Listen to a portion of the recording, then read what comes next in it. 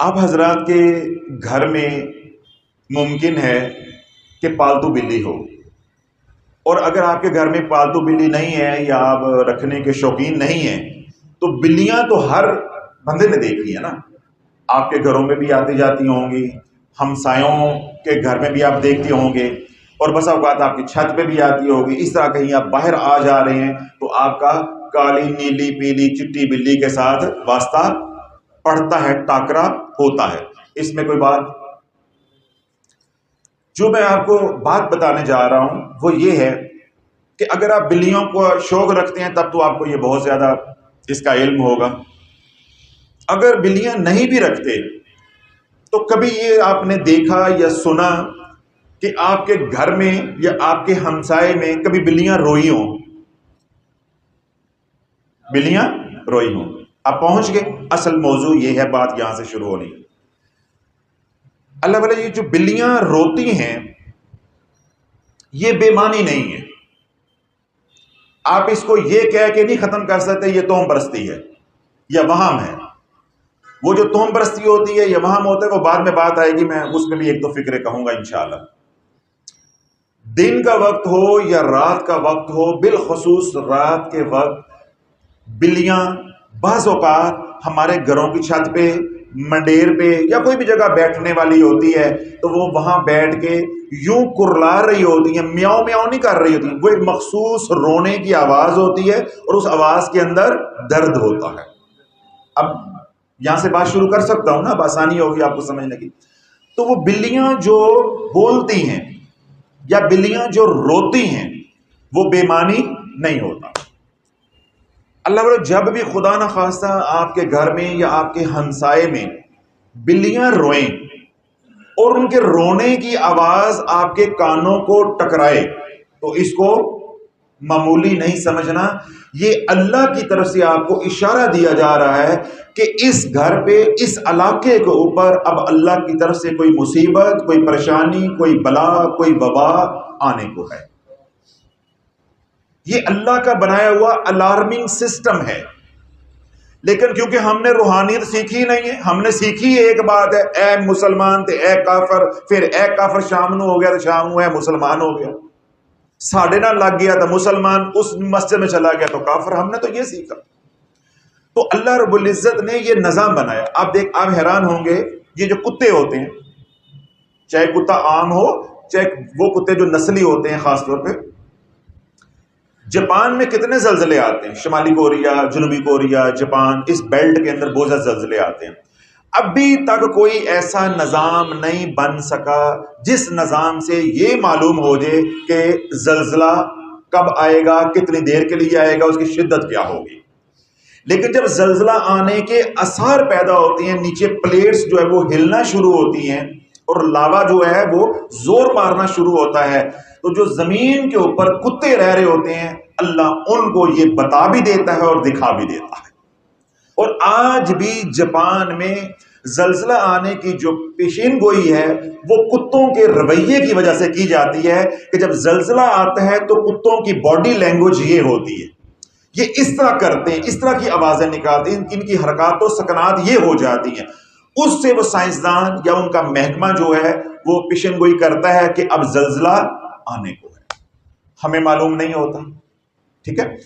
کتا اور بلی دو ایسے جانور ہیں، اور تیسرا خرگوش، یہ تین ایسے جانور ہیں ان کو وہ مخلوق نظر آتی ہے جو ہمیں نہیں آتی ہے. ہماری آنکھوں پہ ہمارے گناہوں کی وجہ سے حجاب آ گیا.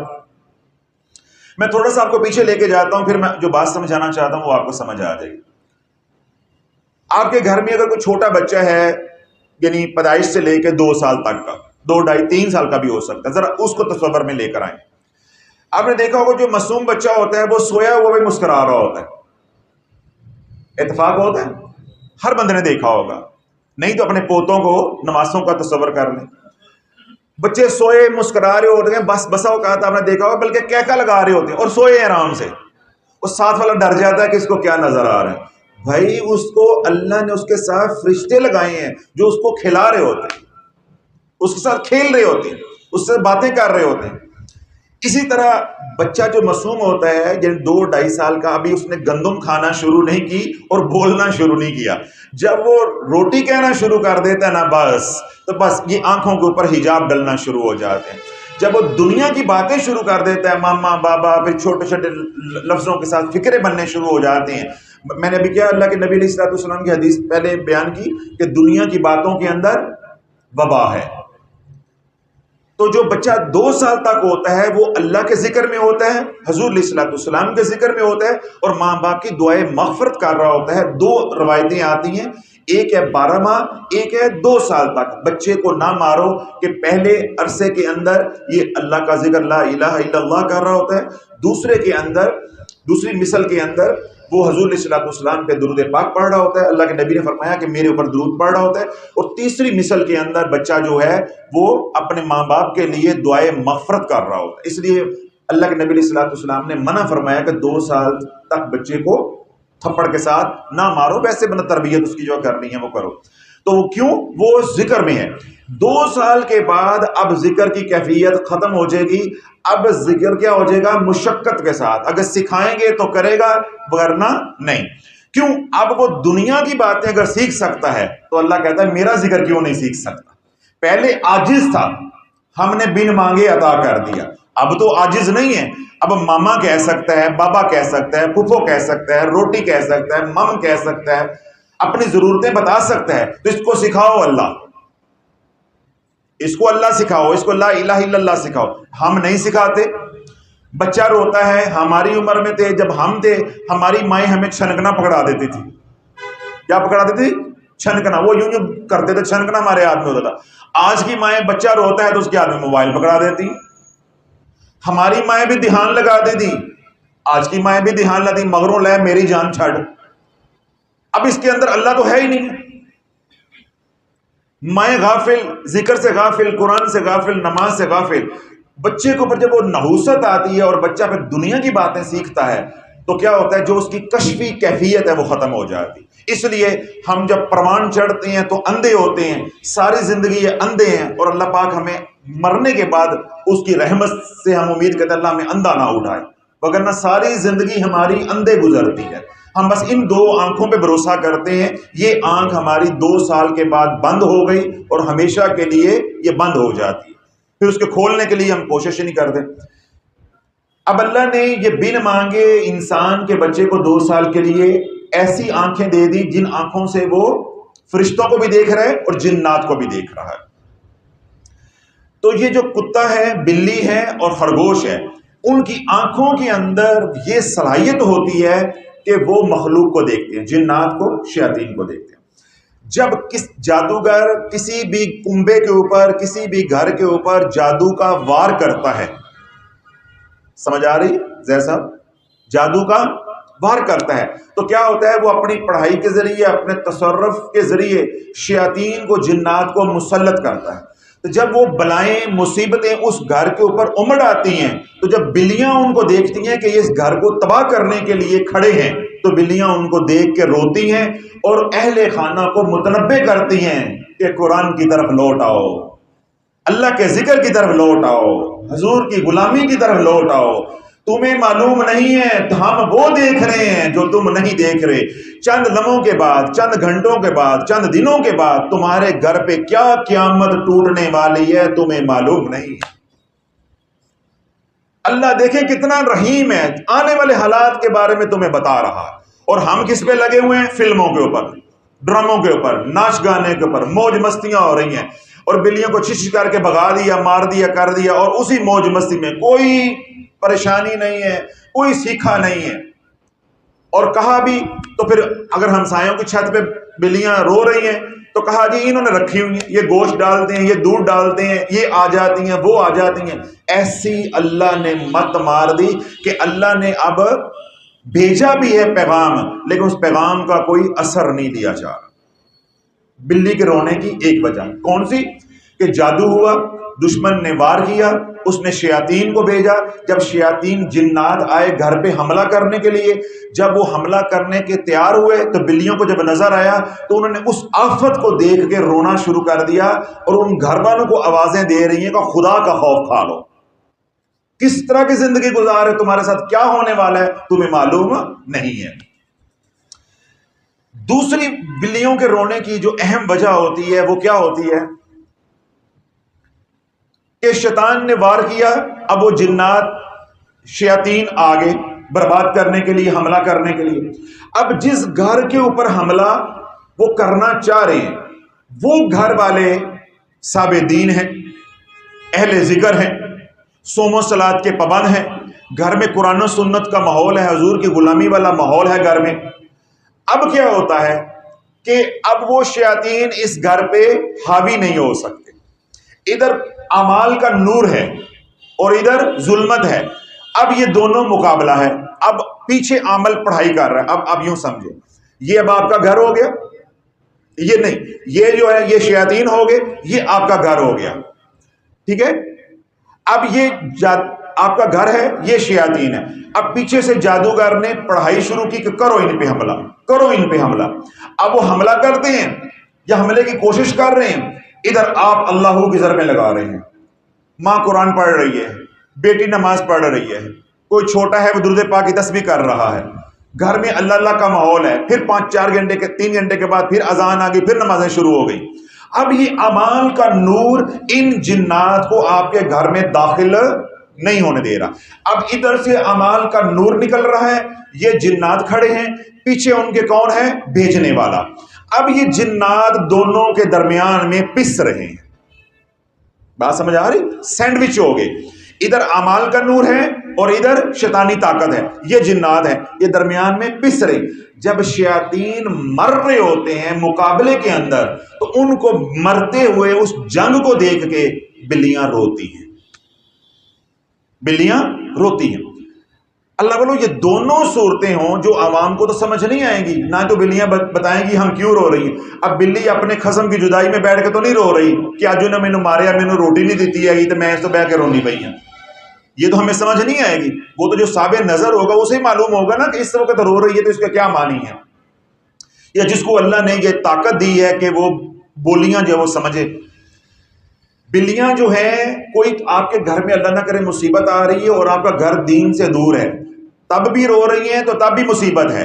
اور اگر حالت جنگ میں ادھر آپ اعمال کر رہے ہیں اور ادھر جادوگر اپنا پورا زور لگا رہا ہے کہ ان کو کرو برباد، تو شیاطین درمیان میں پس کے مر رہے ہیں تو تب بھی مصیبت ہے، کچھ بھی ہو سکتا ہے۔ تو اللہ تعالیٰ دونوں صورتوں کے اندر فوراً صدقہ خیرات کرو، کیونکہ جب صدقہ کیا جاتا ہے تو جنات کی طاقت یوں ٹوٹتی ہے جیسے وہ عرش سے فرش پہ آ گئے۔ موسیقی ہو، گالیاں ہو، غیبت ہو، چغلی ہو، بہتان ہو، لڑائی جھگڑا ہو، تو شیاطین زمین سے اٹھتے ہیں، فرش سے اٹھتے ہیں، عرش پہ چلے جاتے ہیں، اتنی طاقت انہیں ملتی ہے۔ صدقہ اور اللہ کا ذکر انہیں عرش سے کہاں لے آتا ہے؟ فرش پہ۔ بہتان، جھگڑا، لگائی بجائی، گالی گلوچ، غیبت، یہ انہیں شیاطین کو فرش سے عرش پہ لے جاتا ہے۔ جب بلیاں اللہ نہ کرے روتے کرلاتے اپنے ہمسائے میں، اپنے گھر میں، اپنی منڈیر کے اوپر، اپنے گھر کے اوپر چھت کے اوپر آوازیں آئیں یا باہر گیٹ پہ گلی میں آوازیں آئیں، تو اللہ والوں اس کا کرنے کا کام یہ ہے کہ فوراً، اگر آج کی یہ باتیں فقیر سے آپ نے سن لی، اب آپ کو شعور آ گیا، فوراً اپنے گھر پہ توجہ دو کہ میرے گھر میں اعمال والی زندگی ہے، میرے گھر میں بچے نمازی ہیں، قرآن کی تلاوت ہو رہی ہے، اللہ کا شکر ادا کرو کہ سونیا تیرے پہ بھروسہ ہے، تو نے اعمال والی زندگی دی ہے، یہ کوئی آفت پریشانی آ رہی ہے اپنی محبوب کی ظلموں کے صدقے یا اللہ اس کو بھی ٹال دے، تو پورا یقین رکھیں انشاءاللہ اگر آپ فوراً صدقہ دے دیں گے، رات آدھی رات کا وقت بھی ہے، اب آپ کہیں گے اس وقت کون سا صدقہ دیں گے، نیت کر لیں، پیسے نکال کے رکھ لیں، الل صبح وہ کسی غریب کو پہنچا دیں، گوشت لے کے بانٹ دیں، اور 100 رستے ہوتے ہیں دینے کے وہ دے دیں، پیسے نکال لیں، نیت کر لیں، بس آپ نے نیت کی، پیسے نکال کے الگ رکھ لیے، میں نے 5000 2000 100 روپیہ 500 روپیہ صبح صدقہ دینا ہے اپنا اور اپنے جان مال کا، انشاءاللہ فوراً عرش پہ پہنچا ہوا شیطان دڑم کہاں آئے گا؟ فرش پہ، طاقت ٹوٹ جائے گی، بلیوں کا رونا یوں بند ہو جائے گا۔ اور اگر گھر میں بلیاں روتی ہیں اور آپ اپنی زندگی کے اوپر، اپنے اہل و عیال کی زندگی کی طرف توجہ کرتے ہیں، نہ قرآن ہے، نہ نماز ہے، نہ ذکر اذکار ہے، تو اللہ پھر تیار ہو جاؤ، یا گھر میں کوئی بندہ مرے گا، یا کوئی ایسی مصیبت آئے گی جو سارے گھر کو جو ہے وہ ہلا کے رکھ دے گی، یا کوئی ایسی بیماری آنے کو ہے جو سارے گھر کو ہلا کے رکھ دے گا۔ تو اگر وہ رجوع نہیں کرتے تو کیا ہوگا؟ کسی کی موت ہو جائے گی، گھر اجڑ گیا، جادو میں پھنس جائیں گے، 15-20 سال ذلیل خوار ہوتے رہیں گے، نسل پوری تباہ ہو جائے گی۔ اور اگر وہ شیاطین مسلط ہو گئے تو ویسے ہی پورے کے پورے گھر کو بے روا روی کے اوپر پہلے ہی وہ لگا ہوا ہے، ان کو مزید آگے بڑھا دیں گے۔ تو کہنے اور بتانے کا مقصد اور صرف اتنا ہے کہ اللہ جب بلیاں رو رہی ہوں، بلیوں کا رونا بے مقصد نہیں ہے، اس کی کئی وجوہات ہوتی ہیں، لیکن جو میں نے تشخیص کے حوالے سے آپ کو بتائی ہیں وہ صرف 2 وجوہات بتائی ہیں کہ بلیوں کے اندر خداداد صلاحیت ہوتی ہے، وہ شیاطین کو، جنات کو دیکھتی ہیں۔ یہاں تک کہ قبرستان کے اندر جو بلیاں ہوتی ہیں، جو مردے کو عذاب دیا جا رہا ہے، فرشتے آ جا رہے ہوتے ہیں، وہ اس کو بھی دیکھ رہی ہوتی ہیں۔ اس لیے اللہ کے نبی علیہ الصلوۃ والسلام نے ارشاد فرمایا کہ اگر میں تمہیں بتا دوں کہ مرنے کے بعد جب تم قبر میں اتارتے ہو تو مردے کے ساتھ کیا ہوتا ہے، تو تم اپنے مردے دفنانے چھوڑ دو گے۔ اور اگر اللہ ہمیں وہ آنکھیں دے دے جو بلیوں کے پاس صلاحیت ہے، وہ والی صلاحیت ان آنکھوں میں ڈال دے، تو اللہ والو ہم قبرستان میں مردے دفنانا تو دور کی بات ہے، ہم قبرستان سے گزریں گے بھی نہیں، کیوں؟ ہمیں وہ سب نظر آئے گا۔ تو یہ بھی اللہ کی رحمتوں میں سے ایک رحمت ہے کہ اللہ نے ہماری زندگی کو آسان کیا ہوا حجاب ڈال دیے، لیکن یہ حجاب مخلوق کے معاملے میں ہونے چاہیے، اللہ کے معاملے میں نہیں ہونے چاہیے۔ ہماری بدقسمتی یہ ہے کہ ہمارے حجابات دونوں طرف ہو گئے، اور جہالت کے، ظلمت کے حجابات دونوں طرف جب ہو گئے، تو اس لیے کبھی بھی بلیاں روئیں چھت پہ، محلے میں، جس کی آواز آپ کے کانوں تک آ رہی ہے، گھر میں آ رہی ہے، تو کیا کام کر رہے ہیں؟ اپنے گھر کو دیکھنا ہے، اپنی ذات کو دیکھنا ہے، فوراً اعمال والی زندگی، توبہ استغفار کی کثرت کریں اور ساتھ صدقہ دیں، انشاءاللہ ایک آدھ دن میں اللہ اس بلا کو ٹال دے گا۔ اور اگر گھر میں پہلے ہی اعمال والی زندگی ہے، اس پہ اللہ کا شکر بھی ادا کریں، اللہ سے مانگیں اور صدقہ دیں۔ دونوں کام دونوں صورتوں میں ہے صدقہ ہی ہے، لیکن ایک میں بہتری یہ ہے کہ پہلے ہی گھر میں اعمال ہیں تو پریشان ہونے کی ضرورت نہیں ہے، دوسری صورت میں پریشانی زیادہ ہے۔ کیوں؟ ایک دم اعمال نہیں آ جاتے۔ جو بچے بے نمازی ہیں، بیوی بے نمازی، ایک دم تو نہیں وہ بن جائیں گے، تو اس کے دوران کوئی نہ کوئی نقصان ہو سکتا ہے، لیکن جب آپ ان باتوں کو گھر جا کے بتائیں گے، تربیت کریں گے، تو انشاءاللہ العزیز پہلی تو اللہ والی بات ہے کہ اعمال والی زندگی گھر سے نکلنی نہیں چاہیے۔ وہ مسلمان ہی نہیں ہے جس کے گھر میں نماز نہیں، وہ بھی کوئی مسلمان ہے۔ آئمہ ثلاثہ کا یہ فتویٰ ہے، تینوں آئمہ کا، امام ابو حنیفہ رحمۃ اللہ علیہ کے علاوہ، کہ جو مسلمان نماز نہیں پڑھتا اس کو مسلمانوں کے قبرستان میں دفن نہ کیا جائے۔ یہ تو امام ابو حنیفہ رحمۃ اللہ علیہ کی قبر پہ اللہ کروڑوں رحمتیں نازل فرمائے، یہ انہوں نے فقہ میں مسئلہ جو ہمیں دیا ہے، حل دیا ہے کہ ہاتھ ہولا رکھو، آگے اللہ جانے گا، کہ پردہ رکھو۔ ورنہ جو تینوں آئمہ ہیں ان کا تو یہ ہے فقہ کہ مسلمان جس نے زندگی میں نماز نہیں پڑھی، لوگ گواہی دیتے ہیں کہ یہ بے نمازی ہے، تو اس کو مسلمانوں کے قبرستان میں دفن نہ کیا جائے۔ تو اللہ والو اگر وہ فقہ مکمل طور پہ نافذ العمل ہوتا تو آج دین کا یہ حال نہ ہوتا۔ اللہ کے نبی علیہ الصلوۃ والسلام نے جب یہ بات ارشاد فرما دی کہ مومن اور کافر میں جو چیز فرق کرتی ہے وہ صرف نماز ہے، ایک گھر کافر کا ہے، ایک گھر مسلمانوں کا ہے، دونوں میں جو نماز پڑھتا ہے وہ مومن ہے، ورنہ دونوں ہی ایک جیسے ہیں۔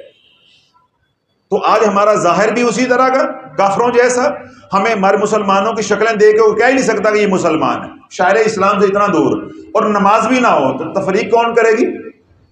تفریق کون سی چیز پھر کرے گی؟ تو اس لیے اللہ والوں جب بلیاں روئیں تو یہ اللہ کی طرف سے کیا ہے؟ وارننگ ہے، متنبہ کیا جا رہا ہے، الارمنگ سسٹم ہے، آپ کو بتایا جا رہا ہے کہ بندے دے پت بن جاؤ۔ بات سمجھ آ گئی؟ تو اللہ رب العزت اس آفت سے، بلا سے، اس پریشانی سے ہم سب کو محفوظ فرمائے۔ اور اگر کبھی خدا نخواستہ ایسی صورتحال کا آپ کو سامنا پڑ جائے تو فقیر کی پھر یہ باتیں یاد رکھنی ہیں، گھر میں اعمال والی زندگی کو رواج دو اور ساتھ صدقہ کرو۔ باقی کیا ہے؟ حسبی اللہ لا الہ الا ہو علیہ توکلت وہو رب العرش العظیم۔ اس دعا کو کثرت کے ساتھ ان دنوں میں پڑھو جن دنوں میں بلیاں بولیں یا روئیں، تو اس دعا کو کثرت کے ساتھ، حسبی اللہ لا الہ الا ہو علیہ توکلت وہو رب العرش العظیم، حسبی اللہ لا الہ الا ہو علیہ توکلت وہو رب العرش العظیم۔ اور اگر یہ دعا نہ آتی ہو کسی کو تو پھر لا حول ولا قوت الا باللہ العلی العظیم۔ یہ ایسے کلمات ہیں دونوں दोनों में से कोई भी आपको अल्लाह पढ़ने की तौफीक अता फरमा देता है, या हस्बी अल्लाह ला इलाहा इल्ला हु अलैहि तवक्कलतु व हुवा रब्बुल अर्शिल अज़ीम, या ला हौला वला कुव्वता इल्ला बिल्लाहिल अलिय्यिल अज़ीम। ये दो ऐसे कलमात हैं, ऐसे हथियार हैं कि ये शयातीन की सारी ताकत को सल्ब कर लेते हैं। तो जब शयातीन की ताकत सल्ब हो जाएगी तो इंशाअल्लाह अज़ीज़ अल्लाह हमारे जान माल की हिफाजत फरमाएगा। तो ये जो मालूमात है वो भी मैंने आप हजरात को दी, और उसके साथ जो अमल बताया उससे भी आप तमाम हजरात को जो है वो इजाज़त है।